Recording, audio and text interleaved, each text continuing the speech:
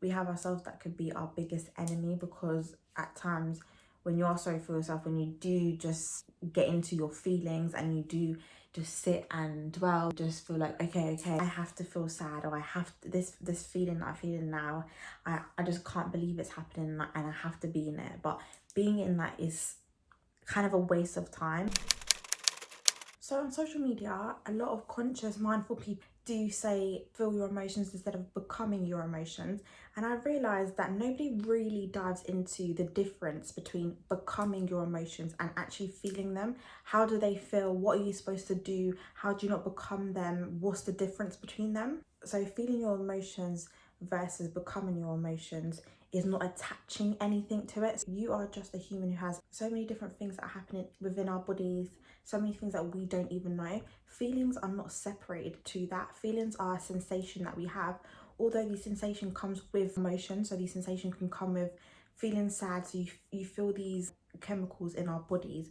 Instead of becoming them, what I've realized and how I shift it is not attaching thought to them. So you might have thought of something and it's triggered your body to feel sad and triggered your body to feel a type of way. But in order for you not to become, is for you to just observe, for you to be a third party, and for you to say, I'm feeling this feeling. I'm feeling something happen within my body, but I'm not going to become. Becoming means you're going to attach thought. You're going to now think of whatever triggered you and then add more. So you're going to be adding more thoughts into your feelings.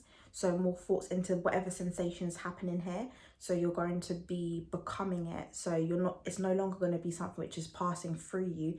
It will be something that you become. So you can end up feeling sad about this situation if you allow it to fester. So if you allow your body to say, I'm going to link this now to my brain and add more thoughts and add more upset. So when you are having these sensations and you are feeling these things, it's important to, like I said, be the observer. So to be the observer, you have to be your best friend and you have to talk to yourself as if you are watching yourself. So you're saying, okay, I understand that I'm feeling this way. I'm going to feel this way, but I'm not going to let this feeling captivate me, because if you allow these feelings to captivate you, your brain will get involved and then you truly become it.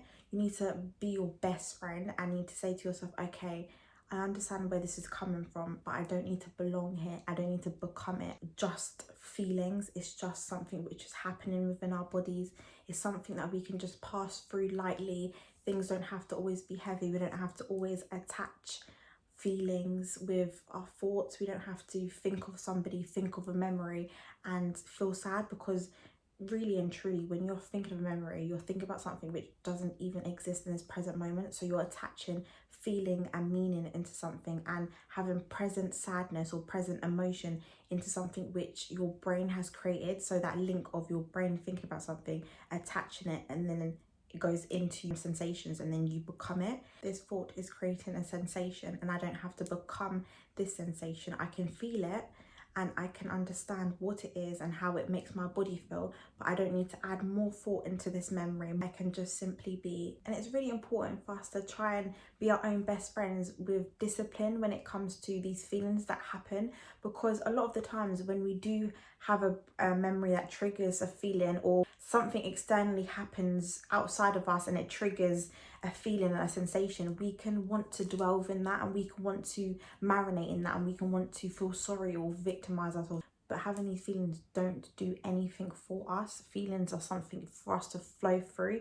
We don't actually need to attach a lot to them. I feel like within society, it isn't something which is spoken about, how we don't have to fester in our emotions, how we don't have to allow these things to take over us deeply. You know, you can attach a memory, attach an external thing, give it a feeling, and then this feeling creates more feelings. It can turn into anxiety, can turn into depression, can turn into many things. It's important to try and cut it and to just feel it and to speak to yourself, like truly speak to yourself. It's not crazy to talk to yourself. You are your best friend. You're the only person that you're going to ever spend your whole lifetime with. So it's important to be your best friend and to say, okay, I understand I'm feeling these things. I understand maybe this triggered me. I understand this person might have spoke to me like this, but am I going to let this feeling become a feeling for long? Am I going to allow myself to actually delve into this feeling that I feel good, and I feel good to feel sad,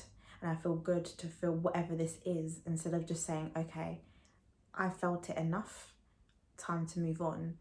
Although your feelings are valid, I feel like feelings don't really mean a lot. We shouldn't really attach a lot. We should just keep it going, because you don't really want to be stuck in the past and you don't want to be stuck in the future.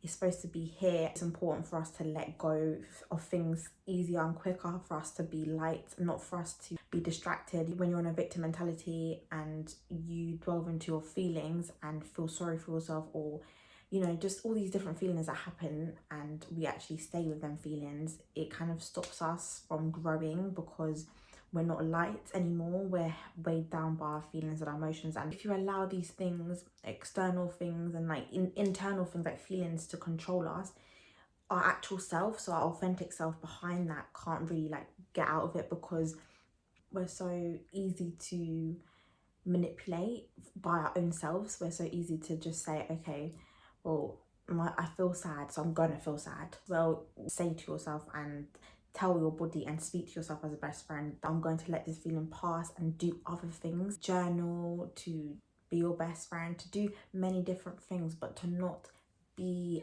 not become these emotions and the sensation that are simply just supposed to pass. I'm not sat here to invalidate feelings, but I'm sat here more in a conscious way to understand how sometimes in life humans do victimize ourselves, and we do have unhealthy mental health, which is supporting people's victim mentalities and supporting people to kind of stay in loops and unhealthy loops that we can't actually grow from, that we unfortunately have ourselves that could be our biggest enemy. Because at times when you are sorry for yourself, when you do just get into your feelings and you do just sit and dwell and just feel like, okay, I have to feel sad, or I have to, this feeling that I'm feeling now, I just can't believe it's happening and I have to be in it. But being in that is kind of a waste of time. You have to go through whatever you're feeling to heal from whatever you're feeling, but make sure you, in that moment, you feel it, but feel it lightly, let it flow through you, but don't let these things by yourself become. This is my learning process. This is how I feel that it's the best way to live life, through the philosophies I have acquired through other people.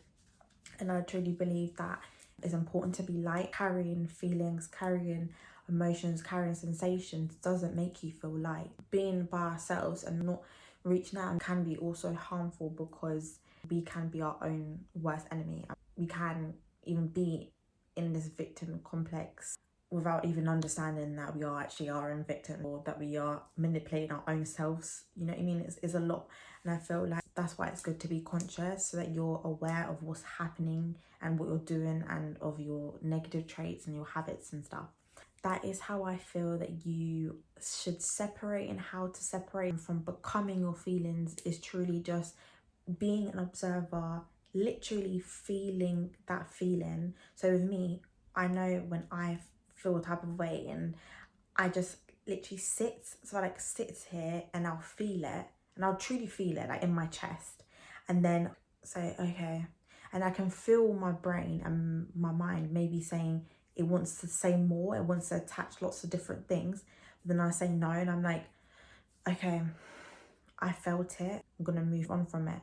These are kind of light emotions, but of course if something deep and something terrible happens to you, it's important to heal and to definitely seek therapy or do things that's best for you, because we can't all save ourselves. We all need help at times.